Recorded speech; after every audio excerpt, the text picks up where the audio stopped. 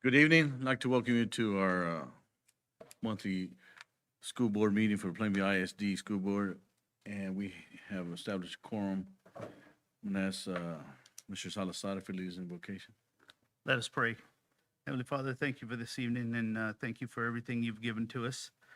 We ask you to be tonight with us tonight as we conduct the business of the school district and just let us it be in your name and just glorify you. In your name we pray. Amen.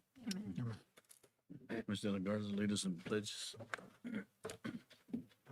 I pledge allegiance to the flag of the United States of America and to the republic for which it stands, one nation, under God, indivisible, with liberty and justice for all.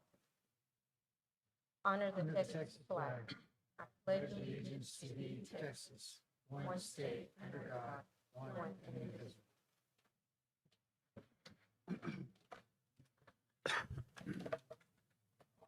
At this time, the board will go into closed session. The trustees will meet in closed session permitted by the Texas Government Code, Section 551.001.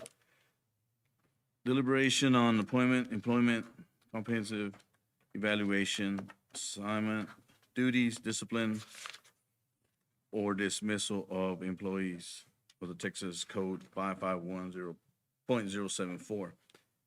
Deliberation and possible action on a level 3 grievance of Chris Ramirez to the board policy of a DGBA local, Texas Government Code Section 551.082, school children, school district employees, disciplinary matter or complaint, deliberation and consultation with the attorney regarding a potential accompaniment litigations or matters involving attorney-client privilege to Texas Code 551.071.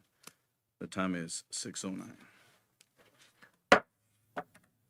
So at this point, we'll ask all but the grievant to remain in the boardroom and Mr. Fitzgerald and Ms. Ramirez, who are the level 1 and level 2 officers. Everyone else, I will ask if y'all will exit the boardroom at this time. And then we will need to cut the video and audio.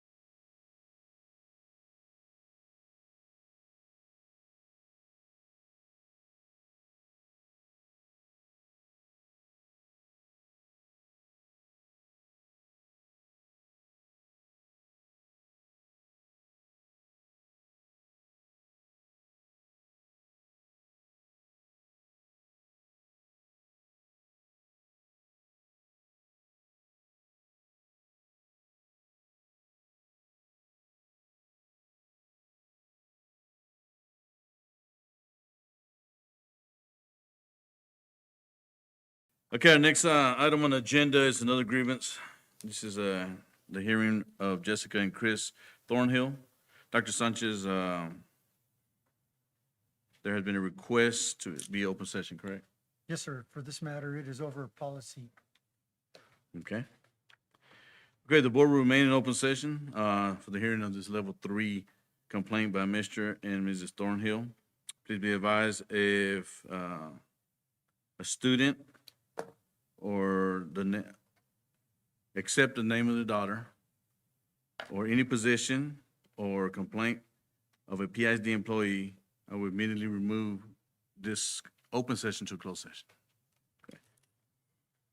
Okay, so here's the grievance. Mr. and Mrs. Thornhill filed a level 1 complaint on the board policy FNG on April 23rd, 2025 concerning, number 1, the district changing official transcripts without notification. Number 2, all English dual credit courses to be awarded high school graduate credit and not limited to only 4 English credits. And number 3, all students who took the William Baptist University British Literature course will be awarded 1 full English high school graduation credit for the district to completely transparent and offer an equal credit in the future. Following the reconsideration committee now of Mr. and Mrs. Thornhill their complaint was heard at level 2 on March 20th, 2025 by Sarah Ramirez, level 2 hearing officer. And then it was brought by the policy, board policy FNG. Ms. Ramirez provided a timely response to Mr. and Mrs. Thornhill on May 22nd, 2025, denying the Thornhill's request. Mr. and Mrs. Thornhill appealed their complaint to level 3 on May 29th, 2025. According to the board policy FNG, this timely matter level 3 hearing was scheduled. Board members are being provided a copy of the appeal to forms in response to all other documents and consider the recording of the grievance. Also, for the recording of this quorum, we have a quorum. The board is presented and will preside, and I'm Adam Soto, the board president of Plainview ISD. To establish for the record, the board can consider a fair decision. I ask if any member of the hearing board who cannot be fair or unbiased in deciding this matter excuse himself or herself. Is there anyone who feels they should be excused? Okay, so let the record reflect that no one has indicated that they cannot be impaired on this matter. In order to provide most of the adequate record possible, a tape recording of this video is being processed and made. Please avoid talking to each other or speaking so that the tape will reflect the proceedings in its accuracy. Also, please identify yourself when you speak so the record will be cleared. Will Mr. and Ms. Thornhill please state your name? Chris Thornhill. Okay. Will the representative of Plainview ISD administration please state their name? We have convened today to consider the grievance of Mr. and Mrs. Thornhill at level 3 hearing. The purpose of this hearing is for Mr. and Mrs. Thornhill to have the opportunity to present any testimony, evidence that they will have in support of their grievance, as stated in the complaint, and allow the district representative to present his testimony or evidence. The hearing proceeds.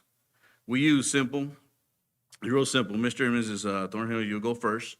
You present your complaints. Mr. Fitzgerald, district representative, will then have his opportunity to respond. Mr. and Mrs. Thornhill, you will make your presentation by presenting any relevant testimony or evidence in your support of the allegations. At the conclusion of that presentation, Mr. Fitzgerald may make his own presentation as necessary. I will allow the party a maximum of 15 minutes to make the presentation. If either party has remaining time, a maximum of 5 minutes will be reserved for closing comments. Okay. Please note that this is not a trial type hearing. Instead, it's a hearing according to the board policy, and it will be conducted accordingly. Does Mr. and Mrs. Thornhill, in accordance to FNG local, you are precluded from bringing up any issues already reflected in the record. It is not a court process. Thus, therefore, it is not a cross-examination either. Is there any question relating to this process? For that part that you just said there, we're precluded from what? I'm sorry. From bringing up any issue that already has, that is that not already reflected in the record. Oh, okay. Okay. Okay, Mr. and Mrs. Thornhill, you now have 15 minutes. And you may bring your presentation and let the record reflect. The time now is 7:27. And reserve. We have, you can reserve 5 minutes for rebuttal at the end if you want. If not, you can do your full 15. Therefore, we'll give you 10 minutes and you can have 5 at the end. Or less, you Yeah. can make that less than 5-minute rebuttal. Is it, if there's time left over, that there's time for rebuttal, or do I have to say the time limit now? Do I have to say I'm only going to speak for 14 minutes and reserve 1 minute for rebuttal? Well, Do I- for timing purposes, I can just set it at 15 minutes, and then if you have any time left, that would keep you from having rebuttal time, Okay, if you go to 15. I understand that. That's fine. 15 minutes then. Just a moment, let me get that done. Let the record reflect, it is 7:28.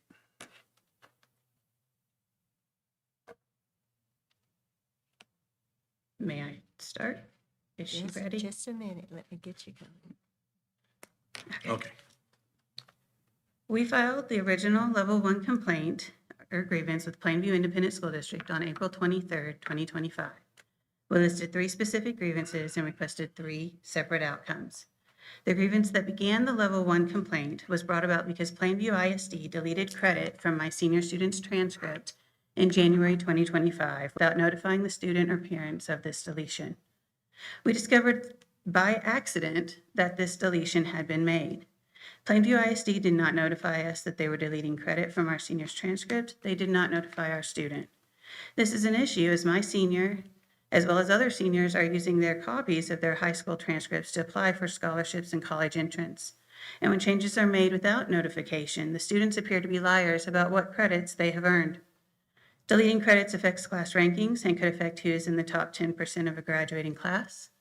Deleting credits without notification could lead to other issues, as students may mistakenly believe they've completed all credits for graduation when an unreported deletion makes it so they do not complete all credits.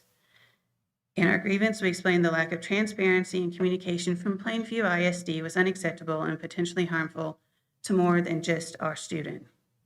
My requested outcome for this specific grievance was that I'd like for Plainview ISD to not change official transcripts without notification. This seems to be a straightforward request for students and parents to be notified when district made changes to a student's transcript. However, it was denied at the first grievance level when Plainview ISD's response was to declare that official transcripts did not exist until after graduation.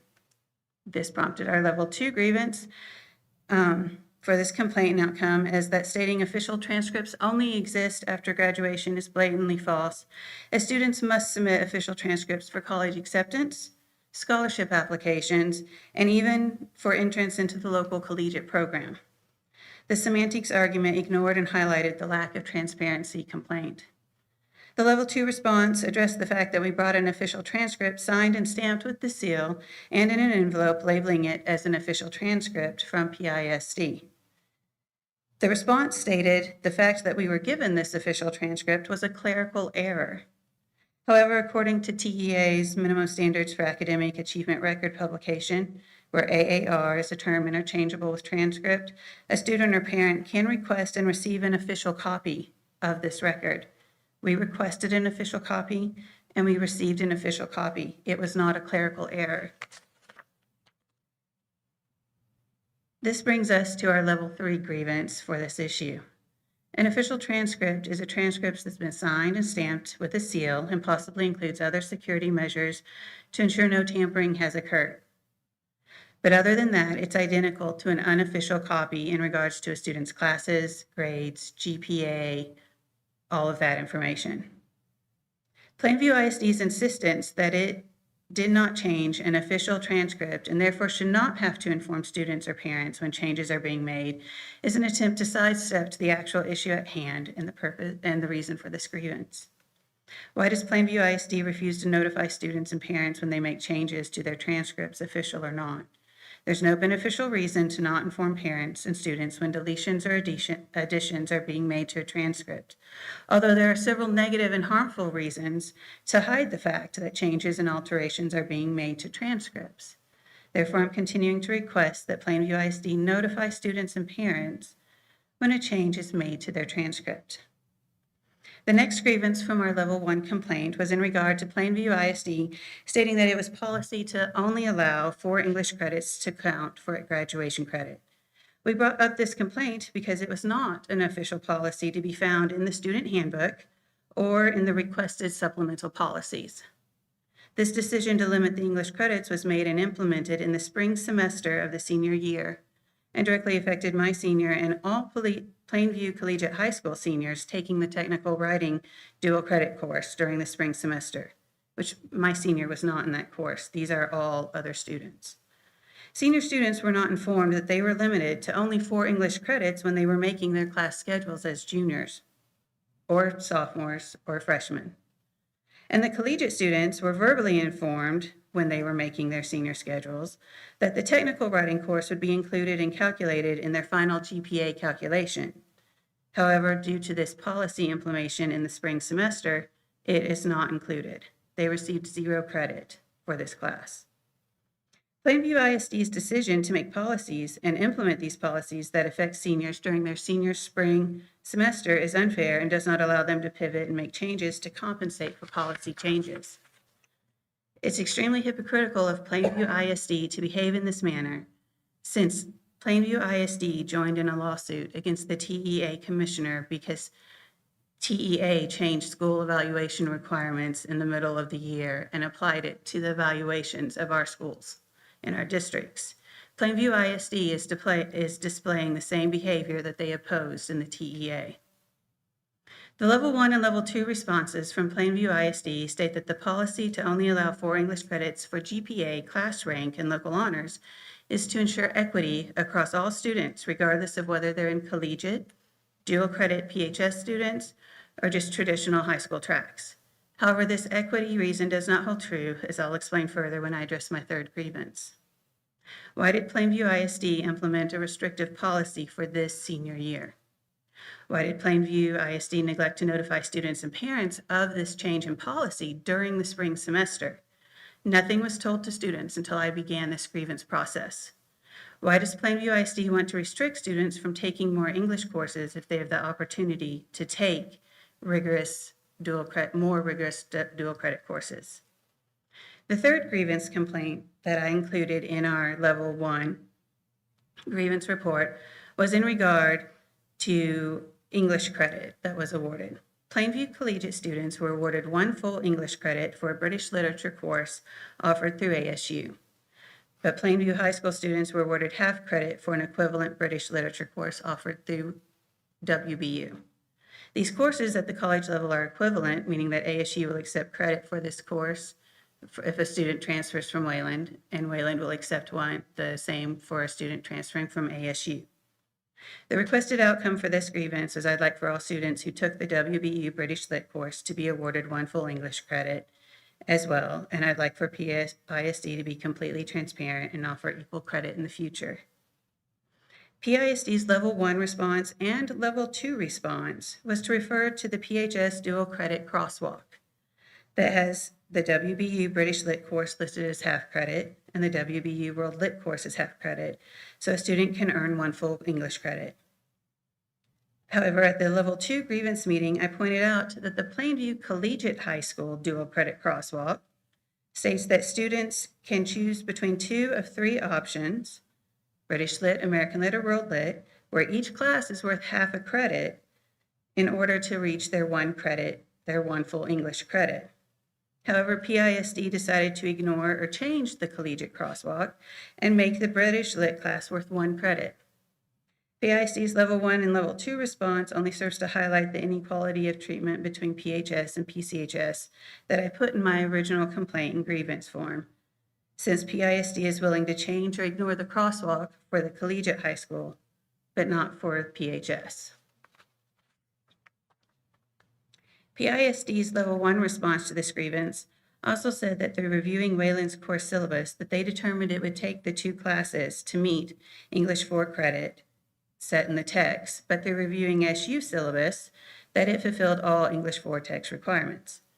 However, PISD did not contact WBU to review its current syllabi for this school year. You have access to the Level 2 grievance meeting where I submitted the evidence for that. But PISD's reason for denying my grievance and the grievance outcome was not true, since they had not in fact reviewed syllabi prior to determining the dual credit English crosswalk for this year. PISD's Level 1 continued its response concerning the ASU British Literature class syllabus and said that students are able to earn a full year of high school English 4 credit in just 1 semester, and this model is unique to ASU because ASU employs credentialed high school teachers to be their adjunct professors. PISD does not follow this model consistently. It is not only the British Lit class, the dual credit course that was offered to the collegiate, but it's also dual credit physics course, dual credit earth science course, and dual credit astronomy courses that were all granted 1 full credit for a semester-long class. In these courses,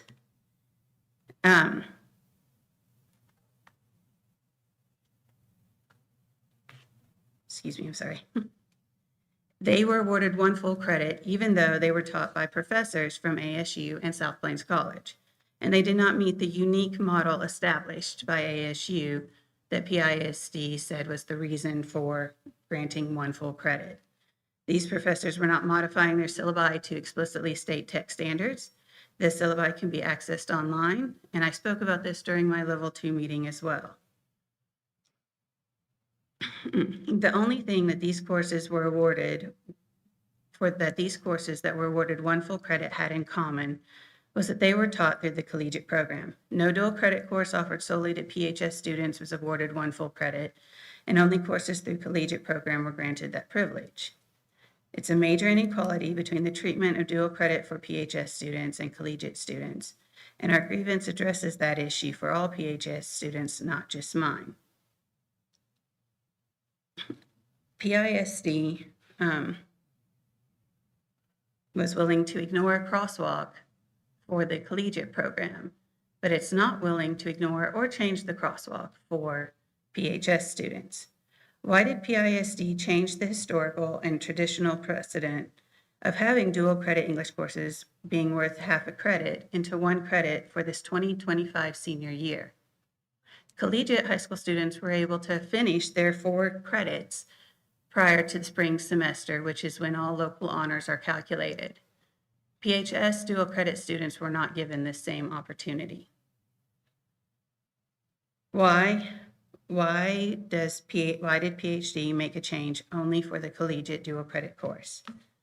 BISD has not shown a valid reason for not awarding equal full credit for the WBU British Literature course. So my requested outcome is still the same.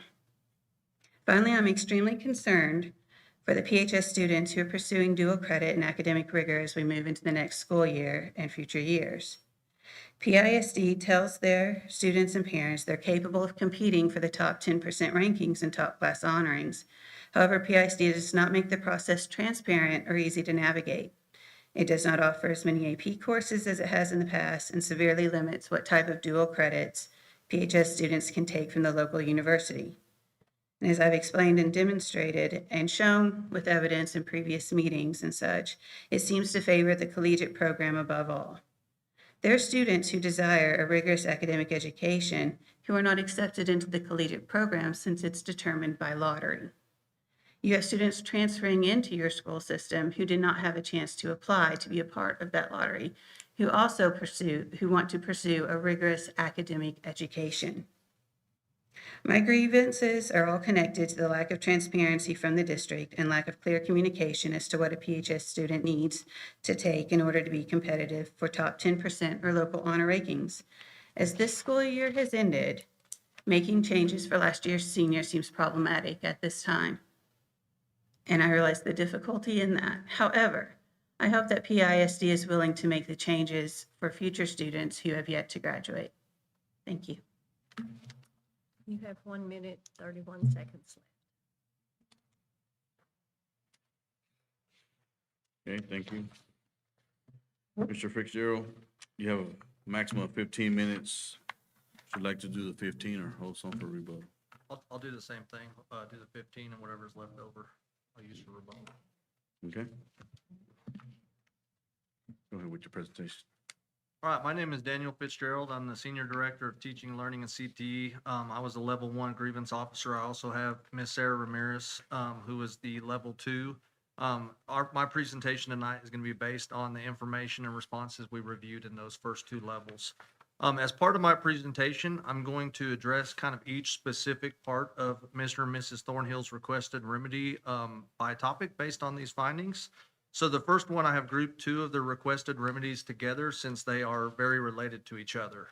These requested remedies are that they would like for the WBU 2301 British Literature course to be awarded 1 full credit, 1 full English high school graduation credit.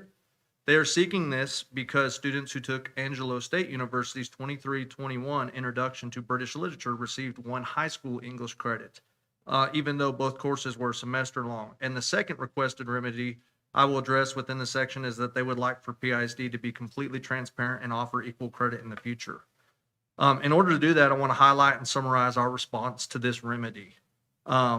It is important to understand that when a student takes a dual credit course through a non-PISD teacher at a university, that the university, according to TEA FAQ.D3, is responsible for the content, and the school district is responsible for reviewing the dual credit course and determining the equivalent high school credit based on its alignment to the TEKS for high school, for the high school credit.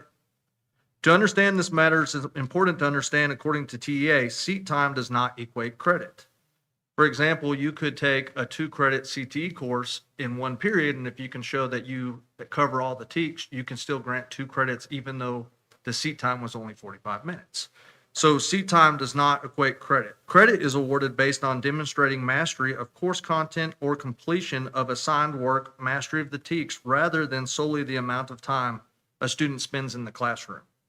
In PISD's review of the WBU 2301 British Literature course that happened during this past 2024-25 school year, PISD determined that this dual credit course was aligned to half a high school credit based on its alignment to the TEKS.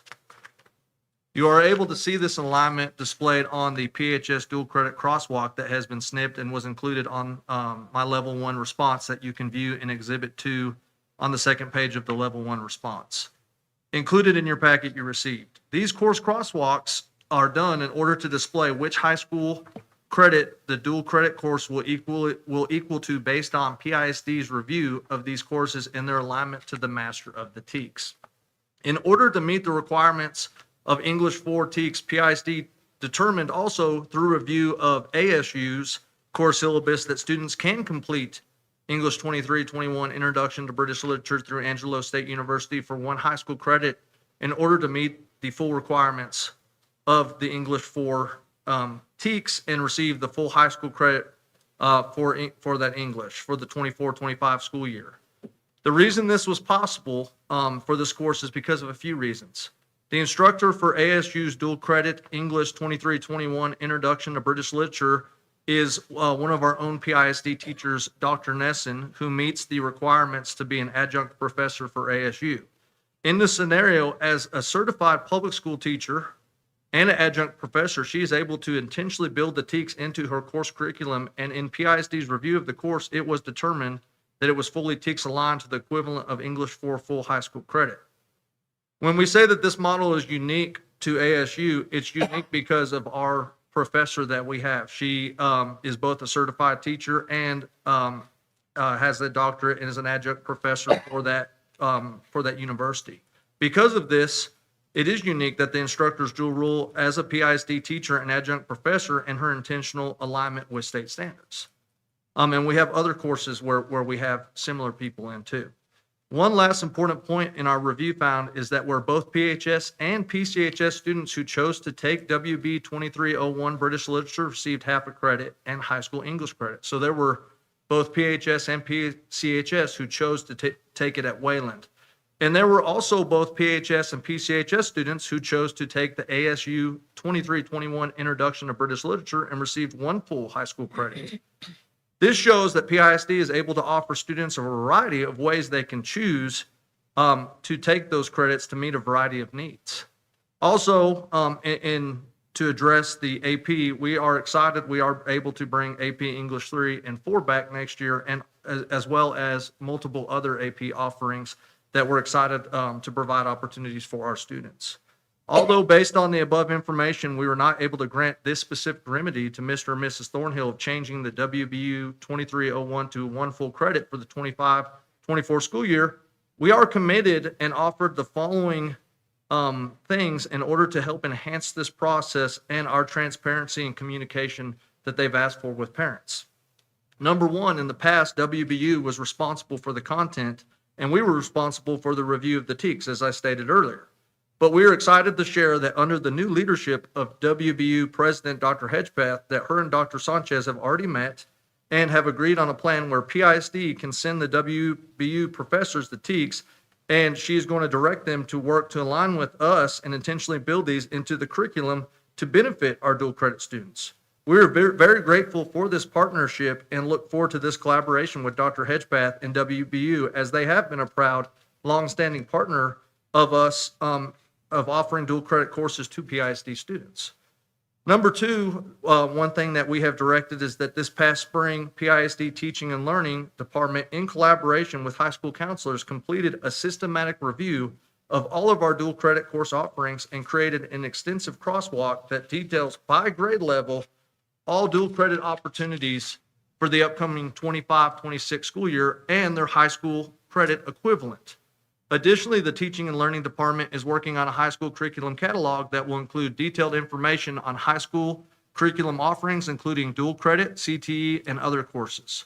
Both the course crosswalks and curriculum catalog will be posted on the PISD website prior to the start of the 25-26 school year, so this information can be easily accessible to parents. Additionally, staff, like our counselors who support student registration and graduation planning, will receive training on the updated crosswalk to ensure they can provide clear guidance to students and families during this registration process. So we are committed to taking those following steps to address their concerns. In summary, to these two topics, it's important to note that PISD does offer 3 distinct high school settings to meet the diverse needs and aspirations of all of our students. And each of our campuses does offer different opportunities for students. However, the privilege of also having 3 different campuses under one umbrella is that they also can work together to meet the needs of a student from another campus when it is not offered at their campus, such as CTE courses, dual credit offerings, and accelerated learning and or credit recovery. Also, prior to the 24-25 school year, PISD did provide a process for PHS students to take dual credit offerings at PCHS that are not offered at PHS. And many students have taken advantage of this even starting before this process became formal. And many PCHS students have also taken advantage of taking dual credit and or AP offerings at PHS. 2025 marks the first graduating class of PCHS, and we know a common concern and fear that has been brought up is that PHS students will have no chance of competing against PCHS students for top academic positions. To this point, it is important to highlight that the class of 2025 valedictorian was a PHS student, which further displays the fair and equitable opportunities that exist for students from both PHS and PCHS to compete for and earn top academic positions, regardless of which campus they are at. In conclusion, we believe that the provided information displays that PISD does offer a variety of dual credit opportunities that are fair and equitable and available to all students in hopes to meet the diverse needs and aspirations of our students. Throughout this process of implementing collegiate high school, and now that the first graduating class has completed PISD, has continued as you do with any new program, to reflect upon and learn how to enhance this process and communication of these course offerings. We hope that the systematic review of our dual credit course offerings that took place this spring and the posting of a crosswalk and curriculum catalog prior to the start of the 25-26 school year, where it's going to be all in one place for all campuses, will further highlight the various offerings that PISD provides our students and help to enhance transparency and communications with parents in this process. The second part of the requested remedy is they would like for all 4 dual credit courses, English courses, to be awarded high school graduation credit and not to limit it to 4 English credits for GPA purposes. For GPA, class rank, and honor purposes, such as valedictorian, salutatorian, and top 10%, PISD only counts 4 English courses. These 4 English credits satisfy the graduation requirements for both the foundation and distinguished diplomas and various endorsements. PISD does this to ensure equity across all students, regardless of whether they are in a collegiate, traditional high school track. The district does not count a 5th English course of GPA weighting purposes in class rank, even if taken in the summer or outside the standard curriculum. However, PISD does both provide additional English opportunities and does not limit students taking these additional English courses. We encourage it, and we do provide those opportunities.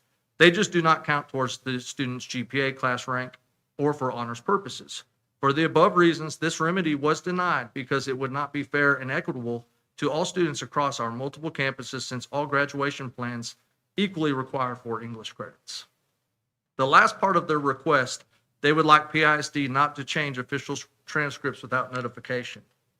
As was referenced previously, according to TEA's minimum standards for the academic achievement record, 1.2 rights to access the academic achievement record official transcript, a transcript should be marked or stamped official copy only at the time of authorized release from the LEA directly to another institution or other entity approved by the student, such as an institution or higher education or prospective employer, or as Ms. Thornhill said, it can even be released to the parent in some instances.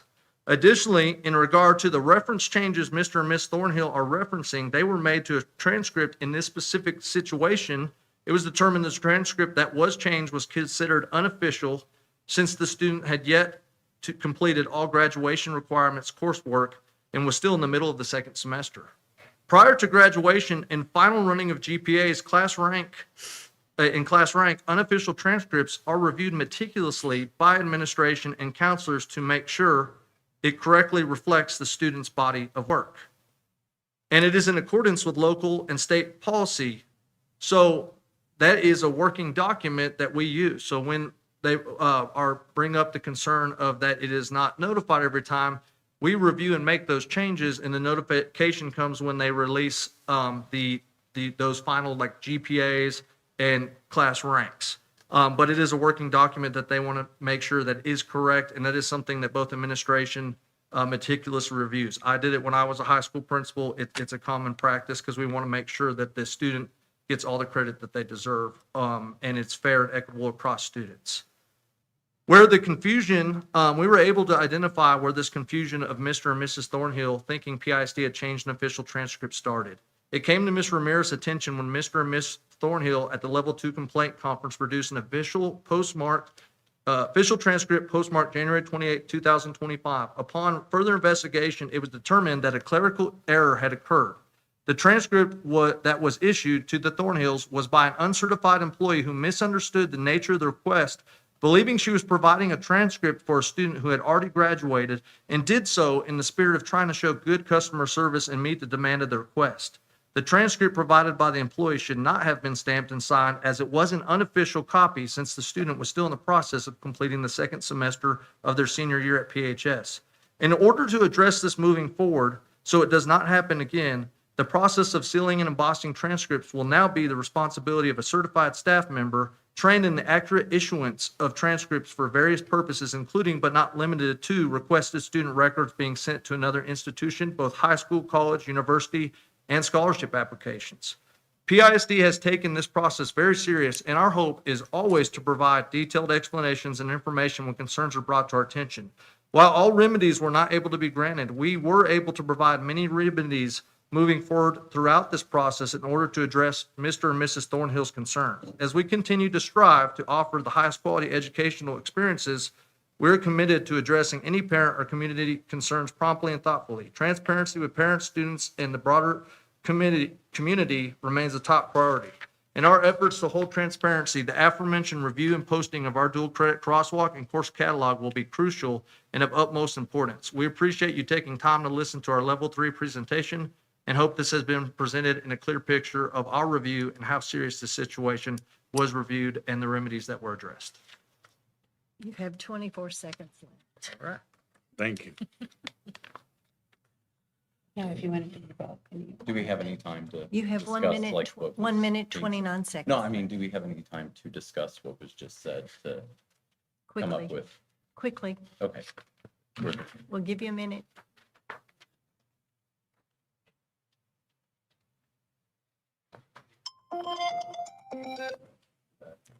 Are we good to go? You're good to go. Okay. So I think I should just address that many of the things that were said there, we actually already did address in what we said before.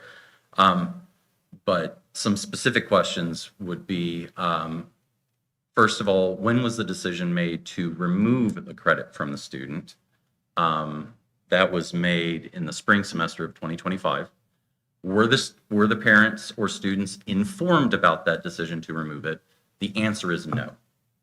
And that's what we're requesting. If that kind of decision is made, and the decision was made and it was put on the transcript, it was removed, and we found out it was not by a clerical error. We actually requested the transcript, and the transcript was to be sent to, it was requested for a scholarship, is what it was requested for.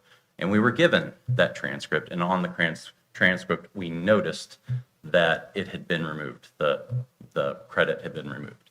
It was not a clerical error. It was actually what we requested. So we did address that as well. Was there anything else in there? How much time left?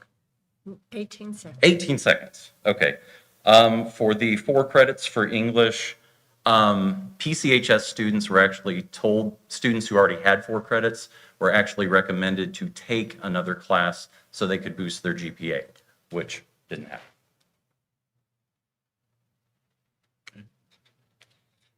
28 seconds. All right. So, in regards to that, we would address that, like we said, that was a clerical, error that the person made, in good faith to try to do good customer service. We have improved that process, so that will not happen again. It was an unofficial transcript as we notified them afterwards, and that is a working process in the spring so that parents can be notified of the correct one when we do those final GPA, runs and class ranks. Thank you.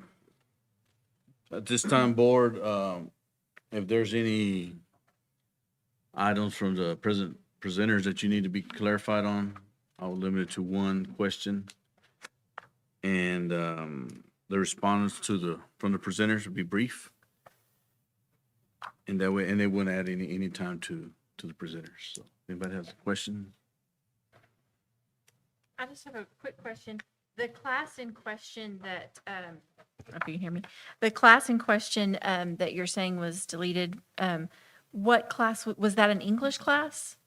Okay. It was English 1302, which was a class my senior had never taken before and had to take in order to take the Wayland British Literature course.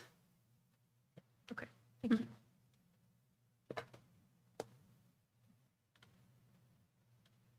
Board, any other questions? Clarifications? Okay, so now that the board has heard the grievance, the board will follow the following options. It may grant the grievance and provide appropriate relief. It may deny the grievance and uphold decision of administration, or it may make no decision. Deliberate on this open session. Deliberation's an open It's session. gonna be here.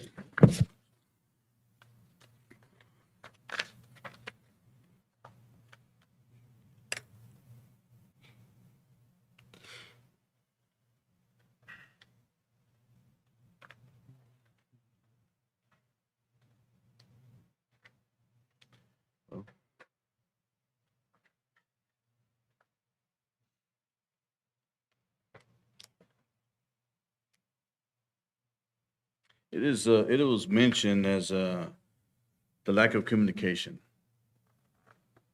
I'm a freshman, I'm coming in.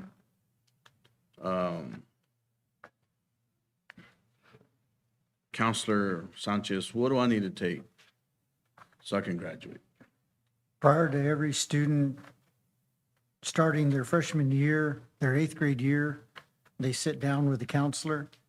Counselors go to the junior high and work with them on a schedule. Also, the counselors are always available by appointment for parents to go in and ask questions about courses that they can take. And in the future, there will be online a crosswalk where all of this will be laid out when it comes to higher academic opportunities. But up until this point, a parent would visit with a counselor, or a guardian would visit with the counselor. And then eighth grade year, as well as ninth, 10th, and 11th, prior to the year, counselors meet in the spring to build schedules for students for the following year and request parents to be in attendance, and this occurs after working hours. And it's a series of weeks that counselors take to do this. So the open communication to the freshmen, I mean, as a freshman, I can bring my parents and Yes, sir. walk me through the whole process. Yes, sir, walk in and sit down with the So counselor. what I heard earlier was that there was a lack of communication towards it. That's what I'm referring to. Yes, sir. No, at any point in time, a parent can go and sit down with the counselor and work with the counselor to ask questions. And if the counselor has questions, then the counselor will reach out to Mrs. Long and ask questions. And then if there are questions about anything that conflicts with policy or anything that goes beyond that, we reach out to legal counsel and also Region 17. So it's my senior year. How soon can I get my transcripts so I can apply for my scholarship? Or- At any point in time, a senior can go in and visit with their counselor and have that conversation, and the counselors will work to provide a transcript, as well as we have an office here where sometimes if the counselors aren't available, we'll have people who will stop by here as well. But you can stop by and visit with the counselor. And I think everybody around here has had a family and or a senior, and that's the process. Stop by, ask the counselor. Counselor will get it sent to the university or to the scholarship entity if they require a sealed copy. What measures are we have set in place for a clerical error not happening again? Yes, sir. As Mr. Fitzgerald pointed out, it will be certified staff such as counselors or Ms. Baker, who is our team's director who works in this building, who will make sure that there's clear communication as to the document that's being handed over and the purpose that document's being handed over for. Is there a reason why that wasn't done before previously? I mean, I would have, to me, I would think that would be something that would have been in place just because it's something that's, transcript's important to me.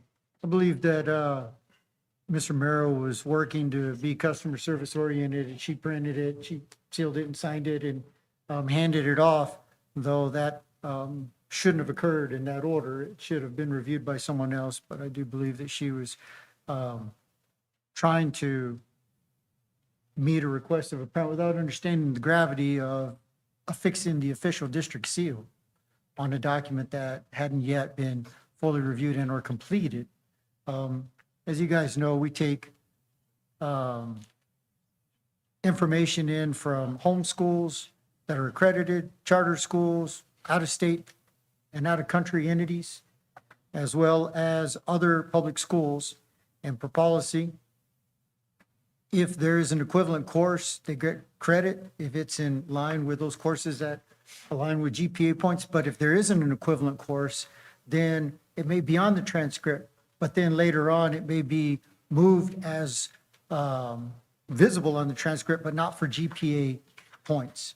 And so you may have a student who takes a course in a junior college or Maybe they took it in a junior college in another district, they come in, they bring it, it doesn't align with what the district offers, it'll show up on the transcript, but it doesn't calculate for GPA points. There are only very specific courses that do count towards GPA points, and those are the ones that are listed in policy as well as in the handbook. So just for clarification, since I heard, which that kind of answered my question, but deleting credits, it's just, it's not per se deleted, it's on there, but does it count Right, per se? right. It's It like, doesn't count for, towards GPA. So for example, you may have 5 or 6 English courses listed, but 4 will count for GPA points. Would that same policy be in place for math, all of those? Because I'm familiar with that process that you talked about, where you go in 8th grade. So you need 4 math, all the core subjects you need 4, correct? In math and in science, there are different tracks that students can pursue. And so there isn't a limit, because you may take an accounting specialization or you may take a biomedical specialization. And so in that regard, for the distinguished plan, you can take as many of those. It's just in English that all plans only require 4 English course, or 4 levels of English, 1, 2, 3, and 4, to which students are allowed to take dual credit courses or AP English courses at the 3 and 4 level. 1301, 1302, 2311, 2312, 2313, depending on which courses, if they're not PISD taught or in partnership with an entity that abides by the Texas Essential Knowledge and Skills. In that situation, such as with WBU, I mean, I know this from personal experience because my own child took 2 WBU courses and only received 0.5 high school credit for each semester. She opted to do that instead of the ASU course because it worked with her schedule. And those are the options. But they're available to all. And again, if you're a PHS student and you want to take the ASU class, you can. If you're a PCHS student, you want to take the WBU class, you can.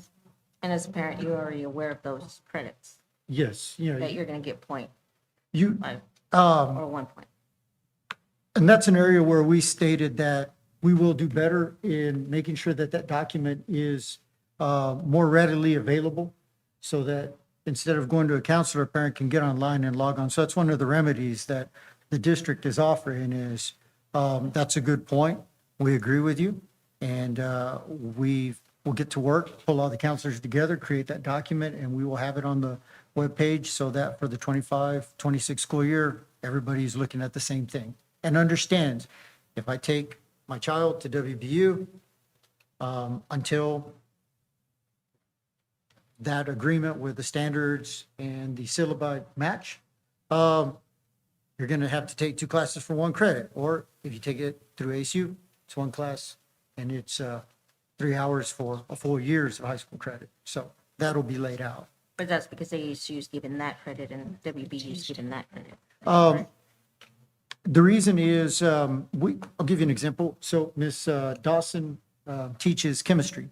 And so she has taught a 3-hour chemistry course through South Plains, but because she is a PISD certified teacher, the course gets a full year worth of credit. There are also the other side of it where we'll have a statistics class that will only get a 3-hour college credit for a full year of instruction, which goes to the point of seat time doesn't equal either or. So back to the point of the official transcripts, would there be a need in policy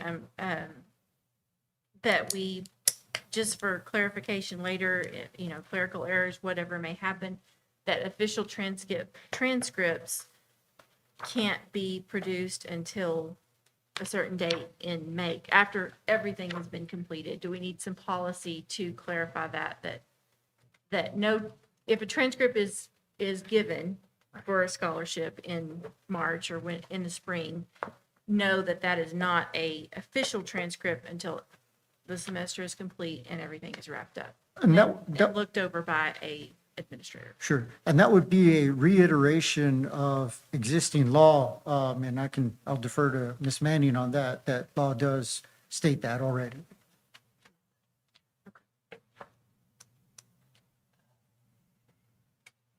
Board, any more clarifications amongst each other? Okay, so now I'm going to request a motion. And the motion is going to be either we move with the grant, to grant the grievance, or we deny the grievance. So at this time, I request a motion for this grievance.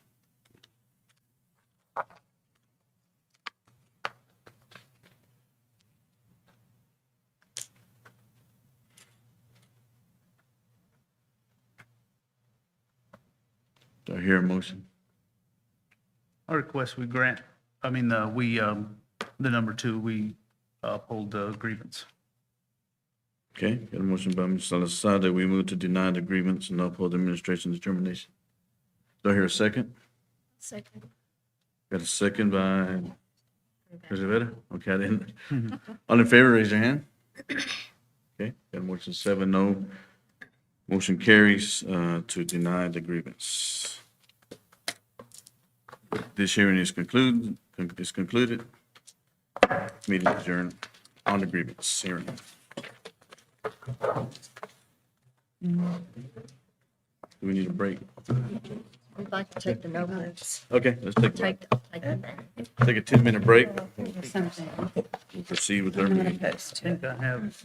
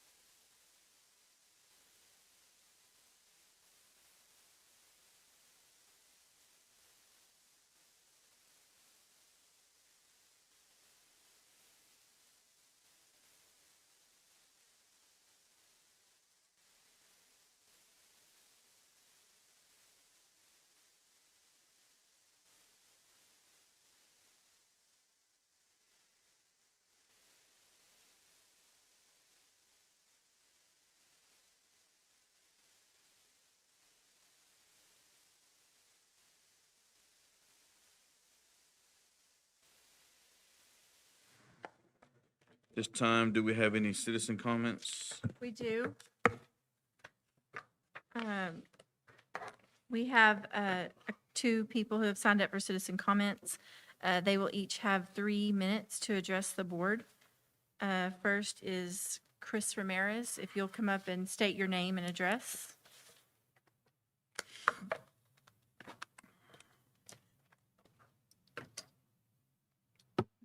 Yes, good evening, board. Long time no see. My name is Christopher Ramirez.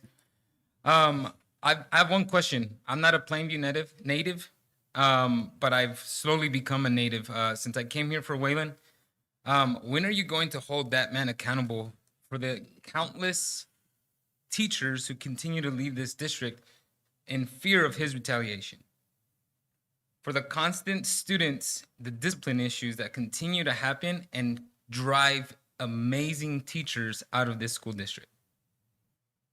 I don't understand how all 6, 7, excluding Miss Salazar, 'cause she's not here tonight, but how is it that every single decision that this man here brings up, it's a 7-0 sweep across the board?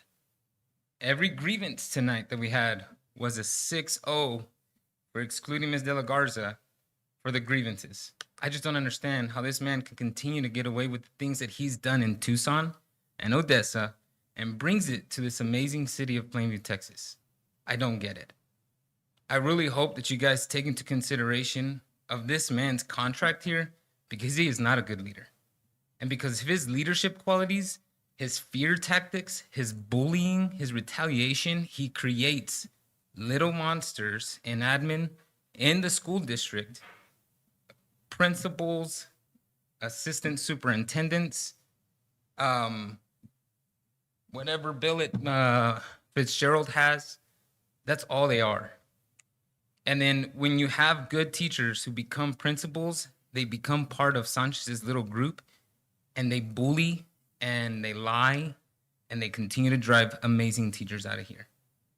So ask him to provide you good information. Countless questions that were provided to him, he walked around the answer. I don't understand how 7 brilliant people who are awesome contributors to this society allow this man to just dance circles around you. I don't get it. Ask him to provide you what he does with the school's money. I don't understand. There's nothing anywhere that shows anything that he's doing anything. Yes, we have some awards here and there. Awesome. But this school district should be blowing every city around this area out of the water. But because of his leadership, we're not performing as high as we should. That is just my opinion as a teacher, as a parent who had a student in the school district. His leadership ends up trickling down all the way down. And I wanted greatness for the school district. I wanted a wrestling program that would be great. But as long as this man is in there, it ain't gonna happen. Thank you.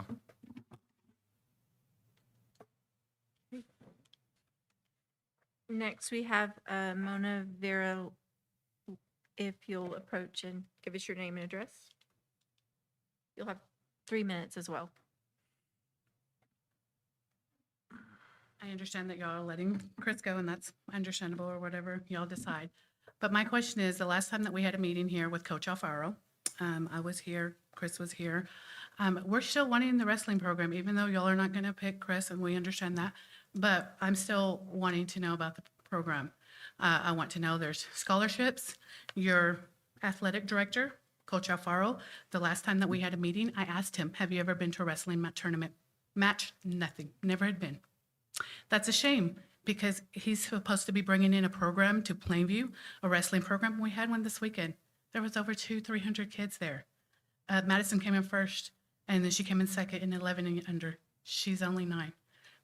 We went to Oklahoma, South Plains, Oklahoma region. She came in first in Greco. I mean, we need to know if we're going to get this program, because y'all really are hurting the kids. That these other kids that are in high school that are competing with Randall. We're not getting scholarships. Your coach, Alfaro, had no clue. He told us that he had spoken to Waylon, and Waylon had told him that they would give out scholarships for UIL students. That is not true. He lied to all of us, just like you lied to us too, Sanchez. So we want to know. We want it here in public where everybody can see, and we would like to know what, we know that 2 people have applied for the position. We know one's probably out. You told us that you were going to try your best to get wrestling in. When me and you spoke, you told me that for me to help you find a coach with UIL experience. I had told you I thought that was ridiculous because you had a coach here that was willing to not take a siphon, willing to work, to do whatever he had to do for the next 3 years. We're so much in the deficit. Why are you going to go out and hire another coach that you have to pay so much more because you're going to have to pay those siphons? You're going to have to pay more with UIL. When you have somebody that was here that did very good on his star, brought up his scores, and you let him go because he didn't follow your rules. So again, I'm not going to stop. I'm continuing to fight for the kids because it's not about Chris anymore. Unfortunately, he has better opportunities, and I wish him best. And I don't want them to beat us if we ever do get a wrestling team, but they got a hell of a coach. Let's just be honest. So what are you going to do about wrestling? Because I'm not going to stop. We're going to continue going. I am from Plainview. I'm a native. I was born from Plainview. So it might not affect you as much, but it does affect people that are from Plainview. We're from Plainview. I was raised and born, and my family's from Plainview. I talked to my brother today, Gilbert Sanchez, and he says, don't stop. You keep on and you keep fighting for what you believe. And I do believe that y'all are, it's a shame that the kids from Plainview cannot even get a scholarship at Wayland. Even though your athletic director said he could, I would love, because we kept asking him what source he got that from. He couldn't give us a name. He couldn't. He just straight out lied. And then he says, well, I didn't speak to that person. Your time's up. So if,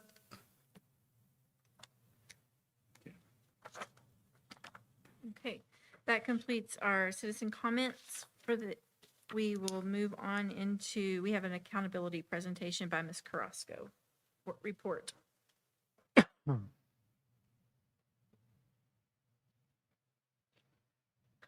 So to preface, before Ms. Carrasco comes up and presents, the first scores that you're going to see are 3 years old. The next set of scores, the final set of scores you'll see, which are projected scores for next year, reflect the work that was put in last year by faculty and staff. So with that, I'll turn it over to Ms. Carrasco. Good evening, Board. In April, the Texas Education Agency was able to release our 2023 ratings, which were tied up in litigation, and it is our responsibility to report now the letter grades. All of the data has been reported to you before. In the fall of 2023. We have made campus improvement plans, district improvement plans to reflect all of the data. We had the data back in 2023. We just did not have a letter grade assigned. And there is a campus who did receive a couple of distinctions. So I would like to share that with you tonight. Plainview High School scored an overall rating with an 84, and which made their grade a B. Junior high had, and they were the campus who received 2 distinction designations. One for post-secondary readiness, so preparing our students in CCMR credits. We have an outstanding program that ensures that our students are college and career military ready when they leave Plainview High School. And then they also received the top 25% comparative group and closing the gaps, and that does tie back in with closing the gaps in our ethnicities and making sure that our students are prepared as they graduate high school. Plainview Junior High score was a 66, which is an overall rating of a D. Plainview Intermediate, a 64 with a D. Then we move on to our elementaries back in 2023. North was a 62, which gives an overall rating of a D. Central, a 65 with a D. South, a 55 with an F, and that is the year that we entered comprehensive support. And then our district rating for 2023 was a 69 with an overall rating of a D. So the district rating is, it takes all of the campuses and proportionally rates them. So the campuses that carry more of our campus population that has STAR, they carry more of the rating. So most of our rating is carried in secondary campuses. So for 2025, we have most of the data in. We are still receiving final files. On August 13th, I will receive final ratings. This is a look at preliminary ratings. This is all students who tested with us. What will change in August is the information on students who are in the data set. So a student has to be enrolled with us in October and then also test with us to remain in our data set. So these numbers may fluctuate 2 to 3 points at most, but they are relatively close based on all the STAR data we have and then all the college and career ready information, graduation rates, dropout rates. So Plainview High School, we are projecting a 79, which is a C, or close to possibly a B. Junior high, C with a 70. Intermediate, a D with a 61. North, 84 with a B. Central is projecting to be an A at a 90. And then South Elementary, a B with the 87. And as you can see, our elementaries have greatly increased in 2025, which increases our district projected rating to a 74 with a C. So the past 2 years, our campuses have really used that 2023 data. In 2023, we had STAR 2.0, a new accountability system, multi-select questions, a big overall haul to our accountability and STAR system in 2023, along with our district opened all of the new campuses in 2023, so new dynamics. And 2025, we are on the right track, making good gains. Do you have any questions?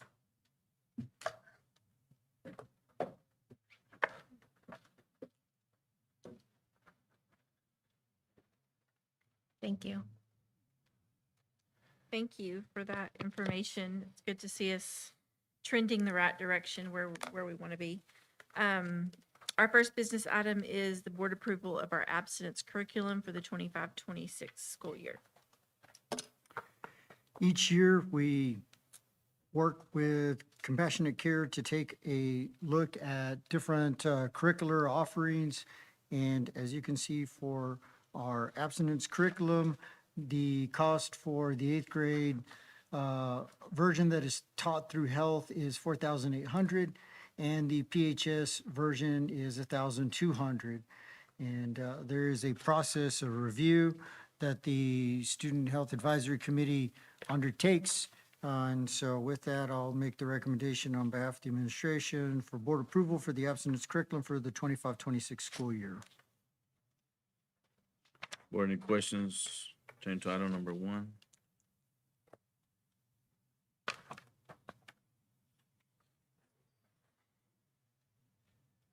Not hearing none, entertain a motion for business item number 1.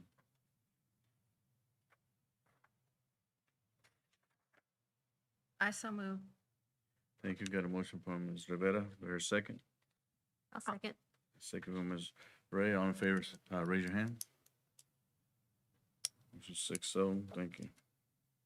Okay, our second item is to appoint a voting delegate and an alternate to our TASA TASB 25 convention. I checked with Rosie. We haven't had any volunteers, so it looks like the volunteer process will occur here. So, I nominate Ms. Salazar to be the delegate for Who? Ms. Oh, Salazar. okay, good. To be the and delegate. she's not here. Not Mr. She get. That's wrong. Y'all have done that before, so. Yeah, I was the victim before. Yes, I remember that.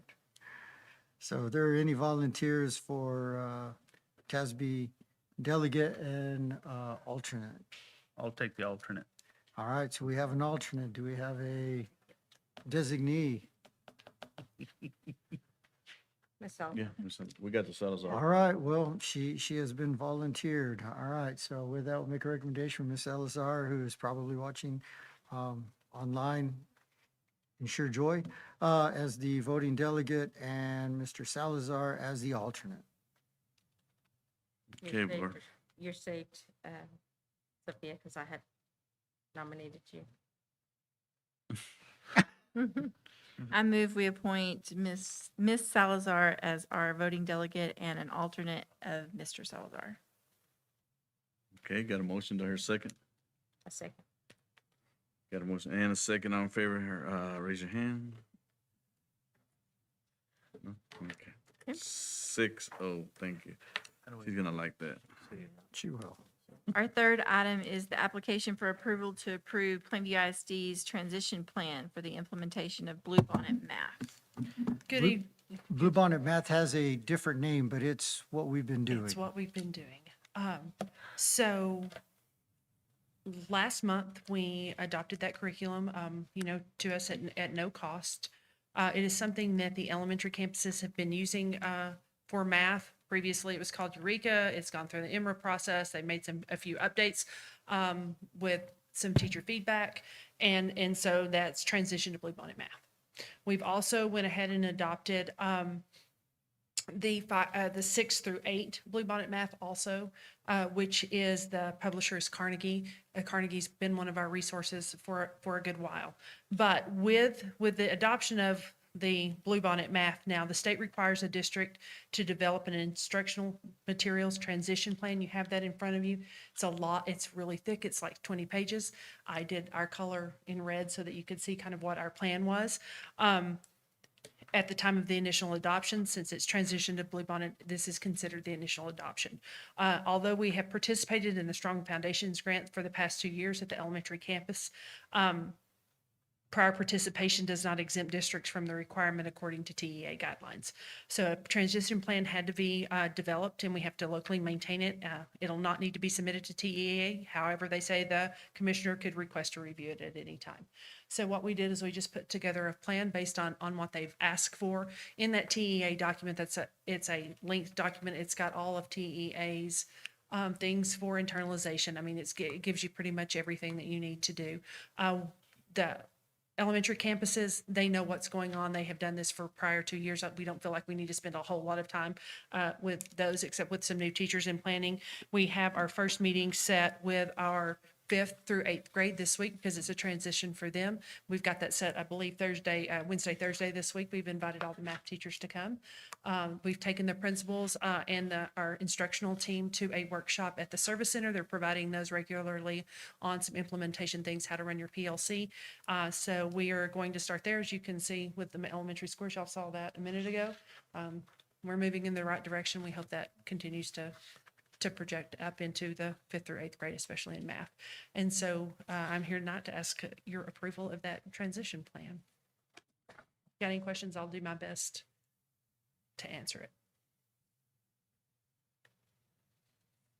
On this Bluebonnet Math, it does have the instructional materials already? We've got them. That's what y'all approved last time. They have been delivered. Okay. They're trying to get them all out, and it's a lot of stuff. If you've seen it. Also, there's a requirement that we post the curriculum on the website. TEA has those websites ready to go. I just have to get with Danny tomorrow, and all the parents can look at all the math. The only thing that's not on there, obviously, is the assessments, because, well, we don't want to put the assessments out there. But it's all there for people to scan, to look through. All of the textbooks are on there and everything. So it's all there. All we have to do is link it. They provided those links for us at the training on Thursday last week. And we got the materials at no cost, but we have to do the transition plan. All right, board, any more questions, comments? Make a recommendation on behalf of the administration for y'all's consideration and approval of the Plainview ISD transition plan for the implementation of Bluebonnet Math. Do I hear motion for business item number 3? I'll make a motion, we approve the Plainview ISD transition plan to implementate the Bluebonnet Math. Got a motion by Mr. Salazar. Do I hear a second? I'll second. Second by Ms. Bass. All in favor, raise your hand. None. Ms. Rivera? Oh, I'm sorry. Okay. I was reading the next one. 6-0, thank you. Thank you. Okay. Thank you. Our next item is item number 4, the approval of Plainview ISD opting out of homeschool students participating in UIL activities. We're going to table that one for next month. Ms. Manning advised me that she is waiting on language from the Texas Association of School Boards and how they want to author that policy for y'all's consideration and approval. So she said that was something that she wants to be sure that the TASB language is what we adopt, and so that we don't adopt language and then have to go back and adopt it again. So she'll have that for us for the August agenda. So we're tabling item number 4. Yes, sir. Okay. Okay, item 5 is consideration and approval of the TASB 125 update. These will be some of the final updates from the last legislative session. You're going to begin seeing page after page of TASB updates post this legislative session on virtually everything. And so with this, this is really a matter of roles and responsibilities for the board. And as y'all have had an opportunity to take a look at much of what TASB has put in policy, the board has already had in its board operating guidelines. So TASB, in a way, has almost modeled BDA, BDB, BDF off of the PISD handbook. So they're very similar. So in essence, those policies will align directly with the board handbook.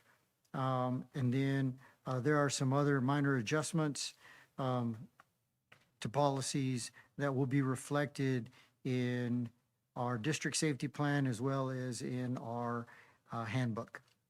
So with that, I'll recommend TASB Update 125 for your consideration and approval. Okay, I think I'm missing one here. Which is the one that we just tabled? It was on a previous agenda. So you have the updated agenda. Oh, okay, I got you. Okay, so I entertain a motion for consideration for approval of the TASB 125 update. I so move we approve TASB 125 update. Okay, got a motion by Ms. Rivera. Do I hear a second? A second. Second by Ms. De La Garza. All in favor, raise your hand. 6-0 vote. Thank you. Okay, I'll get back on track to this updated agenda, sorry. Item number 5, application for approval to participate in TA's K-5 Spanish Math Curriculum Pilot Program. As the board knows, we do offer a dual language program which teaches content in English and Spanish. And this, again, is Blue Bonnet. It is. And it's just the Spanish equivalency of the English math Blue Bonnet. And so if you're going to offer instruction in English using Blue Bonnet, then, and we have kids in dual language, they need to have access to it in Spanish, and the state provides it as well. Right. For the past 2 years, again, elementary campuses have used that Eureka Math curriculum in both English and Spanish for those dual programs. Again, it's changed to Blue Bonnet Math for Texas. With your approval to get the to get the curriculum at the last meeting, we have gone through and we can get the Spanish curriculum. But to do that, you have to participate in TEA's pilot program. So for them to give us access to the Spanish material, they're requiring us to participate in that pilot. What they have required of us is the teachers will register and they are to provide feedback on materials and implementation through a beginning year, middle year, and end of year survey. So TEA will send out a survey, they'll have to complete it. And that's all TEA has said about it. They said that we could provide feedback to them at any time we wanted, but those 3 were required. Yeah. So to get our Spanish curriculum, we just have to have your approval to participate in that pilot program. So with that, I'll recommend for your consideration and approval, the K-5 Spanish math pilot. Questions, comments, board? How long is the pilot? Until it is, my understanding is until it is adopted. And so it'll be this year and hopefully they will get everything, all their kinks worked out like they've done with everything else and then. By a it'll be year. mhm. Okay, And if not, I'm sure it'll be another. another year. Mhm. Will we just come back to us if the pilot continues next year again? Gotcha. I don't anticipate that, but All right. we'll see. It's possible. It yeah. is. Possible. Okay, entertain a motion for item number 5. I'll make a motion that we approve the approval of participation in the TEA K through 5 Spanish math curriculum pilot program. Thank you. Got a motion by Mr. Salazar. Do I hear a second? I'll second. Second by Ms. Ray. All in favor, raise your hand. 6-0, thank you. Okay, we need approval for the 25-26 student handbook and code of conduct. This is voluminous. As you can imagine, the legislature met and tackled all kinds of different and complex topics. And so Ms. Carrasco has spent some time going over about as many of them as she can. And there will, I'm sure, be further interpretations and clarifications, and we'll continue to bring those. But we wanted to be sure that we have a handbook and code of conduct ready online so that when students register, families know where we stand. And of course, the most important and pressing topic is the state's action on no cell phones anywhere policy. And so that'll be part of the presentation for your consideration and approval tonight. Good evening. As a quick overview, the Board of Trustees will officially adopt the Code of Conduct annually. So that is what we're reviewing this evening. And then the handbook is an administrative document that also works hand in hand with our Code of Conduct. And so you will see updates to the handbook as well, some tonight. And as Dr. Sanchez mentioned, we are still receiving some of the legislative updates as TASB and TEA are making those changes. And then the legislative session just convened today for a special session. And so we anticipate some changes may still continue to roll in. And we'll make those updates as we receive them. All hyperlinks, names, titles, locations, and addresses have been updated. Our Early Learning Center has now been reflected and updated on our handbook. So all of the legislative or the hyperlinks, names, titles of personnel that have changed has been updated.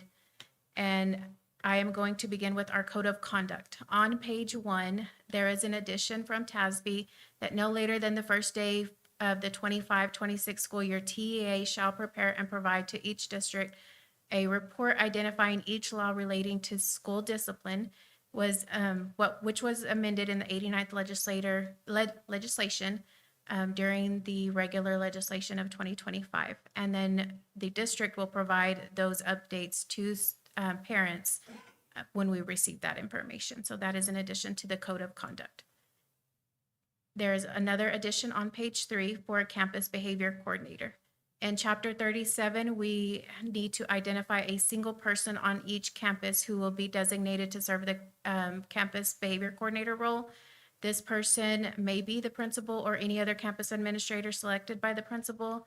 And then additional staff members may assist the campus behavior coordinator, but we are required to designate at least one person, and then that information for each campus will be posted on our website as well as our handbook. That'll be the principal for our purposes. Yes. And both of those changes came from House Bill 6. With Senate Bill 326, there is an addition to the mistreatment of others. We have added engaged in any behavior that violates the student code of conduct and is motivated by anti-Semitism. So if there is a mistreatment, we are obligated to act on it. Then on page 8 with Senate Bill 1596, a short barrel firearm is now included as a prohibited item in our code of conduct. The personal communication device is the addition with House Bill 1481, and this is the legislation that we must adopt in our code of conduct regarding our cell phones and electronic device policies. With that, the district may authorize to use the personal communication devices in the following areas.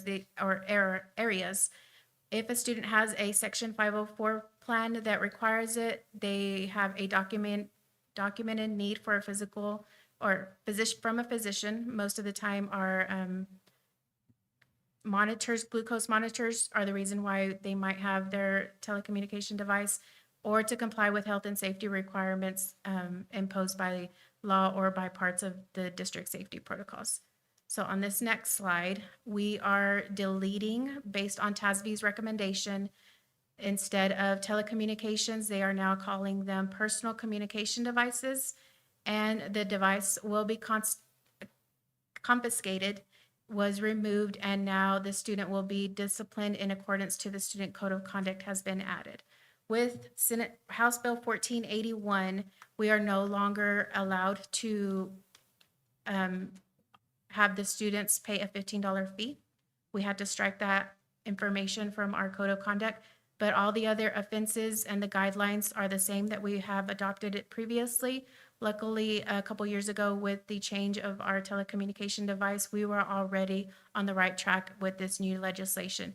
We just are now required to remove the $15 fee, and then the devices are now prohibited from any school campuses.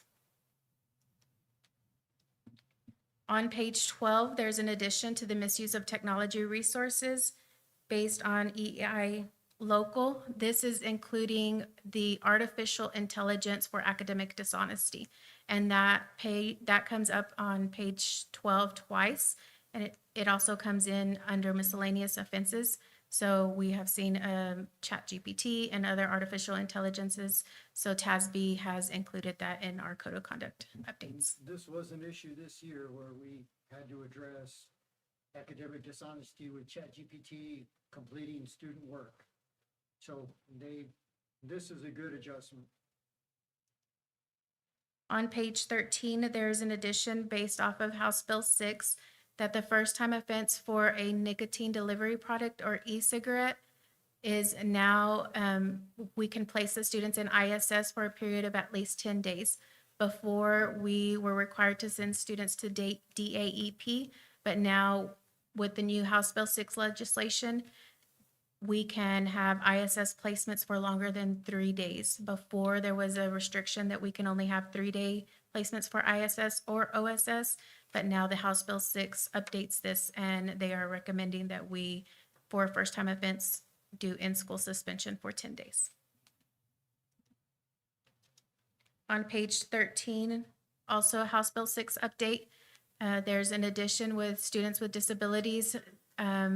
The special education services may not be disciplined in a manner that results in a change to the student's educational placement for conduct meeting the definition of bullying, cyberbullying, harassment, or making hitless until the ARD committee meets. So the ARD committee will meet and review to make sure that the disability is not affecting the student's actions before the placement.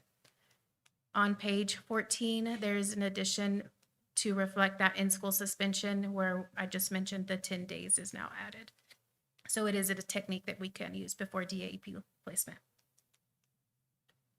On page 16, there's an addition to parental involvement. This is also an update for House Bill 6. The principal, campus behavior coordinator, or other appropriate administrator shall notify the parent of or a person standing in parental relation to a student who has been presented in a disciplinary alternative education program or DAP or expelled of the parent's right to request a behavioral agreement that specifies the responsibilities of the parent or the person and student. We already had something like this in place where we would do transition plans whenever students were in DAP. This is just putting it in language and putting it in our code of conduct that we have the parental involvement and they can request that we have a behavior agreement outlined. Page 17 is still a House Bill 6 update, and a routine referral is a local update that we are adding during routine referrals when there's a disruption in class. Administrators have the ability to speak to students without the presence of a parent or guardian. We can have a conference with the student if it is not involving a placement in DAP or expulsion. We can have that conversation to help aid the student in making better choices. On that page as well is an addition to a formal teacher removal. They have updated the language, and a student's behavior has been documented, has been removed, and the addition of repeatedly interferes with the teacher's ability to teach class. The teacher can have a formal removal, and a student demonstrates the behavior that is so unruly, disruptive, or abusive towards the teacher, another adult, another student in the classroom. So the language has been updated there. And then the addition of number 3, a student engages in conduct that constitutes bullying as defined by Education Code 37.0832. So with that new addition, a teacher and the campus behavior coordinator or other administrator must notify a parent or person standing in the parental relation to the student of the formal removal. And then a teacher may remove a student from class based on a single incident or behavior. All of that is all new legislation based on House Bill 6. On page 18, also House Bill 6, with that removal from class, there is a return of the student to class. They have added the language of a written consent from the teacher in those first 2 paragraphs. And then they have added the language in blue, and not later than the third class day after the day the student was removed from class, a conference in which the teacher was provided an opportunity to participate has been held. The student may not be returned to the teacher's class unless the teacher provides written consent for the student's return, or a return to class plan has been prepared for that student. And then there is also an appeals process for the teacher removals that the parents and the students can engage in. On page 19, still with House Bill 6, in school suspensions, that is where they have added the language of the no time limit. So they have updated all the process of in-school suspensions to reflect that House Bill 6 update. On page 20, the misconduct from DAP, the conduct that threatens the immediate health and safety of other students in the classroom, and they have taken out the language contains the elements of assault, sexual assault, aggravated assault, or aggravated sexual assault as provided by the penal code. And they've added documented conduct that results in repeated or significant disruption to the classroom. We had language like this before, and now this was with the TASB update where we've seen the frequent fighting. We've adopted that policy in the past, so this just comes from TASB and that House Bill 6. Now they have adopted the same policy. On page 21, there's an update to out-of-school suspension alternative assignments. A parent may request an alternative assignment. When students are in OSS, they are given assignments while they are out of school suspended. And if the parent feels like they would like an alternate assignment, then they can make that request. And then if there is not suitable supervision, they may also make that request that that be looked at again.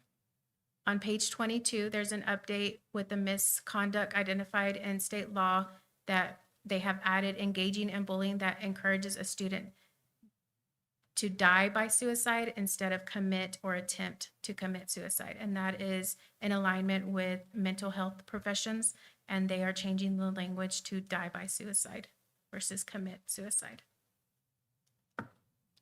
On page 23, there's an addition to the discretionary placement of DAEP. We have added in language based on TASB that engages in conduct that contains the elements of offense of disruptive activities, engages in the conduct that contains the elements of offense of disruption of classes, possesses or uses an e-cigarette. That's a change from the ISS that it's now a discretionary DAP for the first offense. And then the aggravated robbery or felonies listed as offenses in Title V or the penal code as punishable. More updates on mandatory, there's now mandatory placements of DAP. Before, the Title V felonies were discretionary, and now those have been moved to the mandatory placements. So it was changed from discretionary to now mandatory for those Title V offenses. Page 26, another House Bill 6 update. It includes language of DAEP at capacity. We had this practice in the past where we would meet capacity and some placements were held on campus. But now TASB has updated that information so that all districts, if DAEP is at capacity, e-cigarettes, nicotine can be placed, served on campus. But if a spot opens up, then the student can serve the DAEP placement on the DAEP campus. Discretionary expulsion, you'll see that all of those offenses have been removed because they are now, have moved based on state law, chapter 37, to a mandatory expulsion. So before they were a discretionary based on our expulsion hearing, but now we are required to, they are mandatory expulsion. On page 34, the addition to expulsion within 300 feet. So a student may be expelled for possession of a firearm as defined by federal law within 300 feet of school property as measured from any point of the school's property boundary line. And then on page 35 and 36, there's an addition to the mandatory expulsion. So if the student engages in conduct that contains the elements of offense of exhibiting, using, or threatening to exhibit or use a firearm, we have to place the student in mandatory expulsion. And, or if they engage in conduct that contains elements of assault against a school employee or volunteer. And again, in that past, we've had that as a discretionary, or we've adopted that policy in the district, but now it has been updated with TASB, and so now we are directly in line with TASB Code of Conduct information. On page 36 and 37, House Bill 6 included a virtual expulsion program if there is a need and if there is a opportunity, a student may attend a virtual expulsion program. On page 40, there has been an addition to emergency expulsion procedures. So if there is a need for a single instance with a student that we need to have an emergency expulsion, we now have the authority to do that based on this TASB update. And then addition of certain felonies, regardless of whether the DAEP placement or expulsion is required or permitted by one of the reasons in the DAEP placement or expulsion sections. In accordance with chapter 37, a student may be expelled and placed in either the DAEP or JJAP. We've had some instances in the past where we expelled to DAEP. So again, our policies are now, TASB is lining up with our local policies. On page 41, there have been an addition to the placement review. If a DAP or JAEP placement is for a long period of time, the campus behavior coordinator, which is why we have to adopt a campus behavior coordinator, will have to review those placements no later than 120 days of the placement. So they will review the student's placement and see if there is an alternative placement or that needs to happen because of the new legislation. There's also an addition to newly enrolled students. We would look at students' TREX reports and see which discipline they were coming, and we would follow this policy that we would honor the placement that was coming to us from another district. And now this is a TASB update. We have it in language for our code of conduct that we will require them to complete their placement based on what we've received from the district. On page 42, in the glossary, there has been an update to include the anti-Semitism since that information has been added in the code of conduct. The following updates are to now our handbook, and these are all local updates. We've removed cybersecurity from our CTE offerings. In the past, it is hard for students to be able to receive that cybersecurity level 3 and 4 training because our districts don't want to authorize students to have the cybersecurity back end work of our network or hospitals or local businesses. On page 46, the class rank highest ranking, we are now adding the language of dual enrollment courses as an honors course. We have been honoring the eligible AP courses and dual credit courses, but now we wanted to make sure that we included the dual enrollment courses so that we have that designated somewhere in our handbook. On page 52, the highest ranking graduate, we have made the update to make sure that we are in line with our EIC local policy. So in blue, you will see that the student meeting the local eligibility criteria for recognition as a valedictorian shall also be considered the highest ranking graduate for purposes of receiving the honor graduate certificate from the state of Texas. So that's just making sure that our policy is in line, our handbook is in line with our policy. This is a new update for our handbook.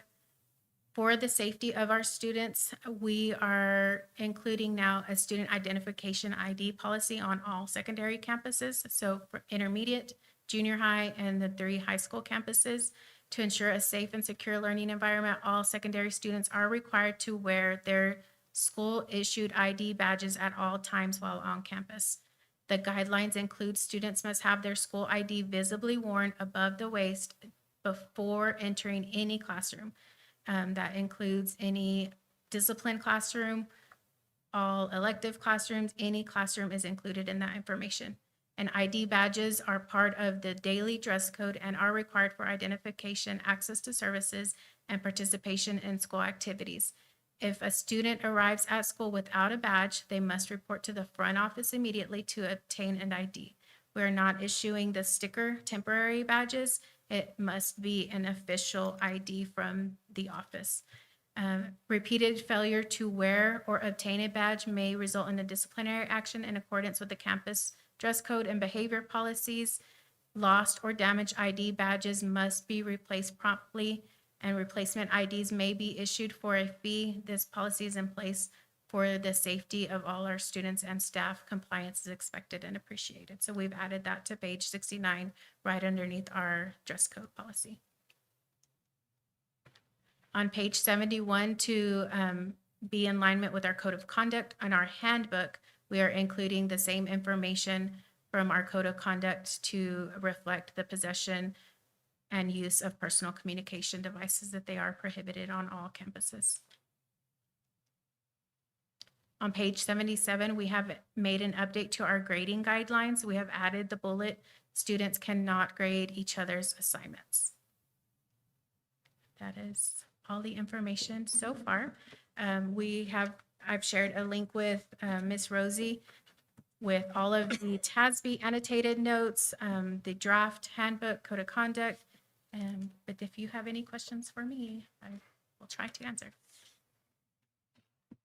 Just want to be clear that on the cell phone policy piece, the coaches and fine arts directors will have to have a process for students who do take their cell phones on out-of-town trips so that when they return, they can call somebody to pick them up. So the coaches and band directors, theater choir, they tend to have a process for that, but we're just going to have to ensure that that process is in writing and communicated to parents so that cell phones are prohibited on campus. However, they are allowed for that purpose if they travel out of town. So that way, students can make phone calls to their parents when they return. But outside of that, the state of Texas has stated that communication devices, including smartwatches, are prohibited for students, not staff.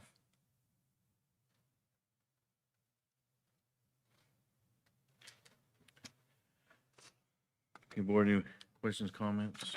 Well, that's a lot, Yes. to be honest with you.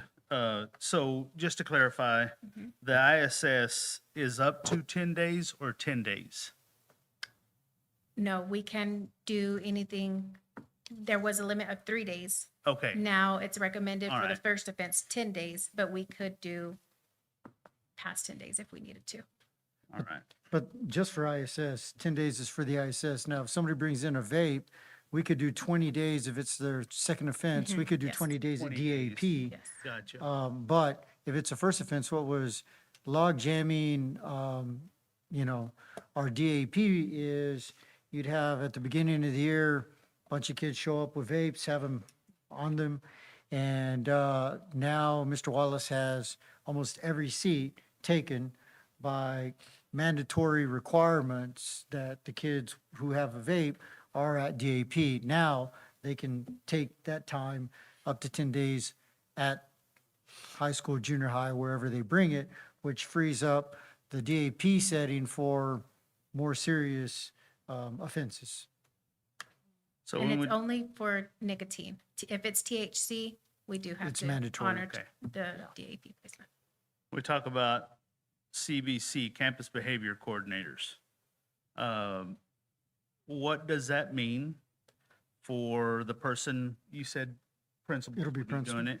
So the first day of school, when we have to collect 400 cell phones, who is the person doing it, and what does that look like? So the campus coordinator, the campus behavior coordinator, as you saw, it had that's the head person, but other people can help. So the APs are also of assistance. It's not the APs looking at the principal going, I'm sorry, Mr. Reagan, you're the campus behavior coordinator, so this is your guy. It's going to be a collaborative team effort. It's just, when you look at the campus behavior, where is the highest level of discipline on the campus? Where does it end?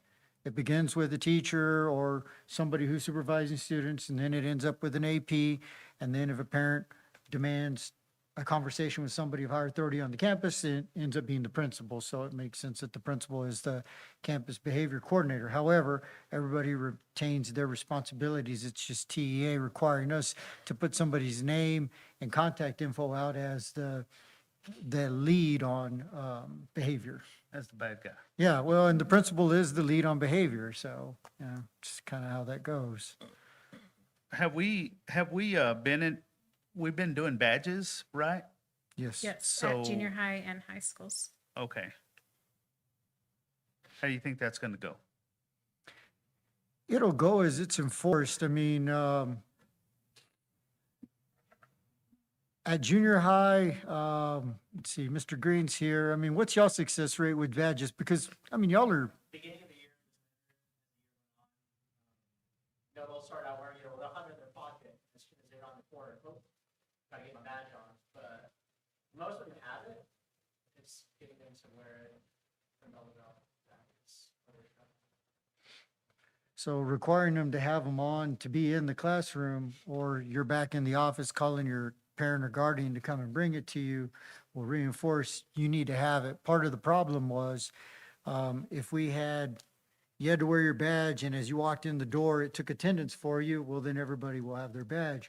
But in the absence of some technology like that, there has to be a reason why you're held accountable for the badge. So the recommendation, it was from the high school, was a teacher will not let a student into a classroom unless he or she's wearing their badge. And teachers who expect it, they show up with them. And if there's a little give and take, then the kids will take. And so by doing this, it ensures that everybody who's on campus has a badge and can be identified. The issue with the sticker is anyone could get a sticker from almost anywhere, put it on and walk onto the campus and say, oh, well, I go here. But the badge has your picture. So it's going to be work. It's going to be work. Just like the cell phone, they're both going to be work. We know that. I had a quick question on the expulsion. There were several that focused on that. Is there an age on that in the past? Or was it age, or is that any age student can be expelled? It is anybody that commits that offense, Okay. is the way that the language is written. Okay.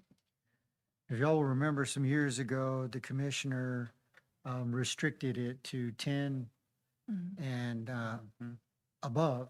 And at this point, unless they come out with something different, we're understanding it as if you're a little guy and you bring in a firearm, it's mandatory and there's no slap on the wrist. You got to do better. It's mandatory now by law.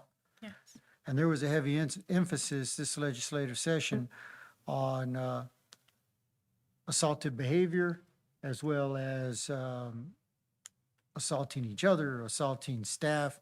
And in the past, our hands were a bit tied on a lot of that, but at this point, with the new legislation, there's a lot more accountability on the parent side and the principal, and teacher, there's a lot more requirement for contacting parents to bring them in.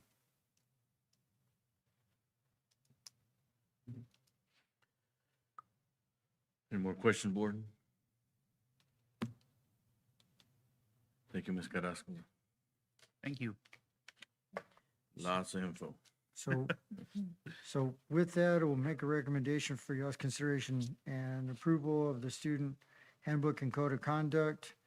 And if there are other changes and adjustments that come out post this meeting, we'll get those, we'll bring those to your attention. But at this point, it's hard to start the school year without a code of conduct and without a handbook. And so every district is moving with the information the state has provided to get an adopted code of conduct and student handbook before the school year begins so that the rules are out there.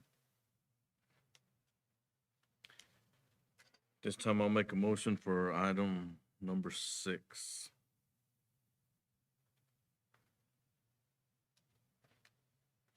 I make a motion, we approve the 25-26 student handbook and code of conduct.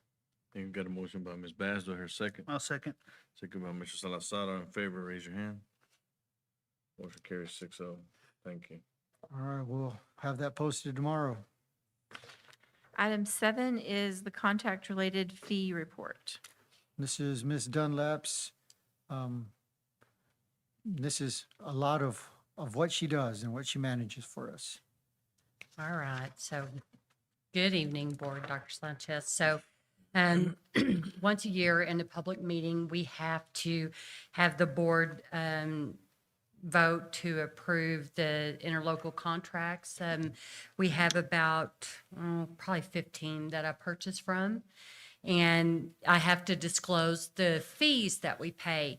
What I'm disclosing is the 23-24. This is the way it kind of runs. I'm hoping to do it a little bit sooner in the year for this past fiscal year for 24-25. But this year we have spent $600, and it's just like $100 to belong to the Round Rock CTPA. It's a Central Texas Purchasing Alliance.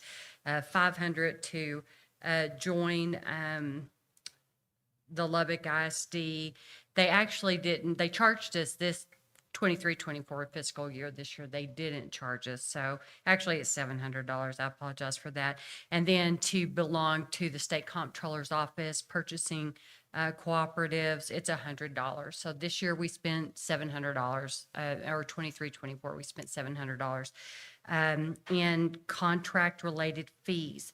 Every once in a while, when we buy a vehicle from Buy Board, you'll have to pay $100 per purchase order, or $400 actually. And so I'll disclose that at the next one. But I did want to disclose, I was looking to look at our rebates though, for me belonging to these. And this fiscal year from December until June, we've received about $42,393 back in rebates. And so we still have to do business, but it's good to go with some of these cooperatives because we do get a little bit of a rebate back. I think we had a big project this year. I can't really remember which one it was, but the Buy Board one was pretty substantial. But it may have been from a few years back. They're a little bit, they wait till a fiscal year's over, audit is done, and then you get the check for a few years back. So anyway, it's just asking for y'all approval for us to use these cooperatives. This is y'all's opportunity to approve that I still get to do that instead of bringing the interlocals to y'all every year. And then it helps us stay in compliance with purchasing laws. So letting us use district cooperatives and pay the fees for 25-26. That one, we'll make a recommendation for your consideration and approval on the fee report. The rebates far outweigh what we pay in to participate. And that's been something Becca's been very good at. Board, any questions, comments? Who was the Lubbock ISD? It's What is- West Texas Educational Purchasing Co-op. Okay. And they would do they could get a lot of our local ones on. Some of these guys have to wait for a bid to be advertised on these interlocals. It's not like you can sign up and you're awarded a bid. They have to be bidding. Installation of glass, or, I mean, I can't think of, there's a million things, art supplies, whatever. And so sometimes with Lubbock ISD, they could quickly add a vendor if you needed them to. Most of the time, I just bid it if it's a project 50,000 or higher, because that's what the threshold is, and you guys have to vote to approve that. But every once in a while, we might have a little project that's going to eke right up there. So I like to get them on a contract. And so Lubbock helped us. They've kind of changed their philosophy. They have a new purchasing director for probably about the last 4 years, and he's going away from it, but we'll still be okay. I've been able to get lots of vendors, even on Region 16's text buy. Region 17 doesn't have one anymore, but there's several even on Central Texas Purchasing Alliance. I usually can find it, and we can piggyback off of those. But if not, I just bid it. If they give me specifications in time enough, Yeah. the end user, that's the big deal, is our end users have to say. But they all get a bid director's letter every month that they don't know what to do with. But it's to say, if you need me to bid something, let me know. So. Very good. Thank you for shopping for us. Becky. You're welcome. It's so fun. No, you love it. Great job, though. Okay, so I entertain a motion for item number 7. I'll make a motion that we approve the annual report for cooperative fees paid by Plainview ISD. I think you got a motion by Mr. Salazar. Do her second. Second. Second by Ms. Ray. All in favor, raise your hand. Motion 6-0. Thank you. Designation of the Integrated Pest Management Coordinator, IPM. All right. Since Manuel Madine has been the IPM coordinator for as long as I've been in the district, and I think preceding my time in the district, he's been the integrated, pest management manager. And so that just means we have to have somebody who holds the records for the chemicals that we purchase for pests of all kinds, the furry ones with little ears and the ones that buzz around, and as well as the guys that get the stuff to kill the weeds that come up between the track and the field and whatnot. And so Manuel's our guy for that. Also going into next year with Carl heading on to San Angelo ISD, now that we're done with our bond project and we have our welding shop about tied up, Manuel will take grounds. So if you don't like the grounds, Manuel's your guy. And Scott will have maintenance and custodial. So that'll be the split. But IPM, again, goes with Manuel, and the state requires the board to designate somebody for that. And they have to be trained and licensed, and Manuel is trained and licensed. So I'll make that recommendation for Manuel to be the IPM coordinator for your consideration and approval. Questions, comments? So you're not actually gonna go out there and kill the bugs, are you? Okay, gotcha. Hey, if he has to, he has to. If it's starting to look shabby, he's the guy. All So, right. Bug man. But, man, All right, so I entertain a motion for item number 8.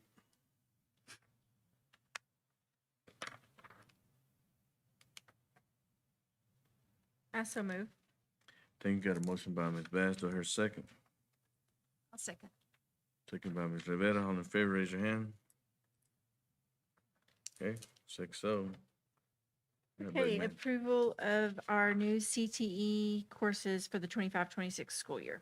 this is exciting. As you know, level 3 and level 4 CT courses are the ones that do count towards weighted GPA points, and they're the ones that lead our students to industry-based certifications, which is the shortest distance between high school education and a pretty good job.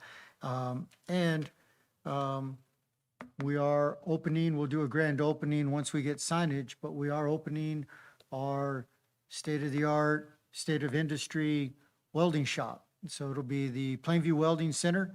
Mr. Brundage has been all over Daniel and I for it. And they were doing some finishing touches, but that thing is going to be amazing. It has a auto crane that the students will learn to operate. They're also going to begin learning how to program welding robots, like robots that weld on pipeline. So they'll begin doing that, and then programming the plasma table to cut out different objects and shapes, and they have the opportunity for the 3G certification as well as other certifications. So up to 250 students. I mean, that, if you want to be in welding and you make it work on your schedule, we'll have a spot for you. And we've hired another instructor who has a welding/art background. So that's kind of neat. So guy does metal artwork. So he's the real artist with a torch. So just some real exciting things. So last year we opened the tennis soccer facility, and this year we opened the welding center. It's going to be pretty impressive. So we'll do a ribbon cutting there. So Daniel will talk about the additional CTE level 3 and 4 courses that we're looking at adding. So one of the really good things about CTE is when you offer a level 3 or 4 course, students get accelerated credit, which counts towards their GPA. That's so for our students who are really getting after that CTE, it rewards those guys because those are upper level classes. So they're getting the equivalent credit of someone who takes like an accelerated English class or an accelerated history. So it rewards those guys. So we were able to expand our opportunities.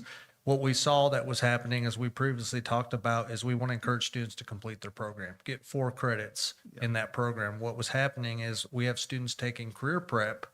They can't find a job aligned to their career prep. So for example, kids in cybersecurity, he's trying to say that watching the cameras at Papa John's counts as cybersecurity. We can't justify that. It has to be aligned to that program study. So we need an additional place when those kids can't find that to be. So we've added these 3 and 4 classes. Like Dr. Sanchez said, in like culinary and welding, which are 2 of our really more popular areas, we were able to expand some personnel. Well, the good thing about CTE is it can pay for itself. So the more kids you get in the level 3 and 4 class, it's weighted funding. I think in the level 3 and 4, it's approximately like 1.75 funding, whereas in a regular class, you get 1. So those really benefit. And so by adding a 3rd welding instructor, we were able to go from 60 kids in introduction to welding to 100 kids this year. We were able to go back and get those kids last year that didn't get in, that were not on the lottery, and get I think all 20 of them are going to be get to finish the welding program now. So we are really excited about that. So we're adding a level 4, and I've linked the courses, a practicum in manufacturing, which is going to be with Mr. Brundage. That is it's a double block. Students will get to really dive in. I put I'm not going to read the whole description, but they really get to dive into more of a capstone hands-on experience. We're bringing back ag mech into our ag mechanics, so we have a lot of students who want to be an ag, but we were missing kind of that welding or ag structure, sorry, ag mech, yes. And so we were missing some of that welding experience for students. And so now with Mr. Dawson, he's going to be able to offer an AWS welding certification while students are still in ag. And we are going to really push competing in the metal areas in our FFA competitions, because you see some of these kids building swing sets and grills and all kinds of stuff and trailers, and they're going to really get after that in that program. So we're excited about that. We're expanding our business management class, which is going to give our business students an additional advanced level course. One really exciting thing is we're going to be able to, we currently have CNA, but for some of our students who don't want to go the CNA route, they can choose to do the medical assistant. Medical assistant is more widespread. In talking to Ms. Stanfield, it could apply to a veterinarian's office, a dentist office. I was talking to someone the other day, actually Mr. Gantz's daughter, who is coding and billing for a doctor in Philadelphia from her computer. She's taking his clients and doing the charting and stuff. So that's a growing field. A lot of districts are starting to offer that medical assistant because it does offer a variety of things, but we still want to offer our CNA too, because that is a really prominent program here. We just have some kids that don't want to do the bedpans and other things, so this gives them an additional option to apply. Like we said, the reason we kind of pulled back on our cybersecurity is because we were really spread thin in cybersecurity and web development. So instead, we decided to focus on one program and really build that up. And we picked one that is a really relevant. We added web design. And then I don't even know what this means, but Mr. Fikes, he's going to have fun with this. He is doing independent studying, evolving and emerging technologies. They're going to do AI and all kinds of fun stuff. And then talking with Mr. Salazar, one of the things at Walmart is the Python certification. That's a really big one. I don't fully understand it still, but I know it's a lot of businesses are really wanting kids that come in because it's a lot of the automated systems that go on at these bigger companies. And so Amazon, Walmart, things like that, this is going to help our kids get that Python certification. And then our last one is we're going to get to do a practicum in culinary arts, and we're going to really utilize these students in these upper level practicums to go down and work with our elementary kids in maker spaces and do hands-on CTE projects. So that's going to be a really great thing. And then this is just a side note while I'm bragging on our CTE teachers because we have the best. I was able to work with Mr. Parker, and we're going to be able to offer additional 8th grade CTE courses this year to give our kids a start. They get high school credit and they can get started on their pathway. We're going to add principles ag back at the 8th grade level. We have 25 kids signed up for that. We're full there. We're going to offer a principles of health science so that our students can get started on that nursing early. So by their senior year, they can do a hands-on, they can start working and getting credit for it because they already have their CNA. And then we already did offer principles of infotech, but we've expanded that into 2 sections. So we're going to have over 70, 80, 90 8th graders in high school CT programs, which big shout out to Mr. Parker and his counselors for making that work, but it's going to be awesome. So thank you. And what was exciting is it was a conversation we were having, trying to find elective options for junior high because art teachers are hard to find. And so I floated the idea to Rachel and Daniel, and then Daniel and Kevin and the counselors took it and ran about offering the CT classes back at the junior high. And all we had were visions of Kevin in his welding shop at Coronado back in the day, and we won't tell the stories he told us, but we want that, but much better. And so with that, I'll make a recommendation for the board's consideration approval of new CTE courses for the 25-26 school year. And these are all really good opportunities for kids. Board, question, comments? Not. Entertain a motion for item number 9. Make a motion, we approve the new CTE courses for 2025-26 school year. Got a motion by Mr. Salazar. Do I hear a second? I'll second. Second by Ms. Ray. All in favor, raise your hand. 6-0. Thank you. All right, job. I think just the consensus Consensus. agenda is our last thing that we need approval. Make a recommendation, the board approve the consensus agenda as presented. Do you hear a motion for the business agenda or consistent agenda, sorry? So moved. Got a motion by Ms. Rivera. Do I hear a second? I'll second. Second by Mr. Salazar. All in favor of the business item, consistent agenda, raise your hand. 6-0. Thank you. Other than drawing your eyes to the employment report, we have virtually all positions filled. You can see that. And with that, that concludes the business of the district for the evening. Thank you, and I know it was a long meeting. Appreciate everybody that stuck around. Meeting adjourned.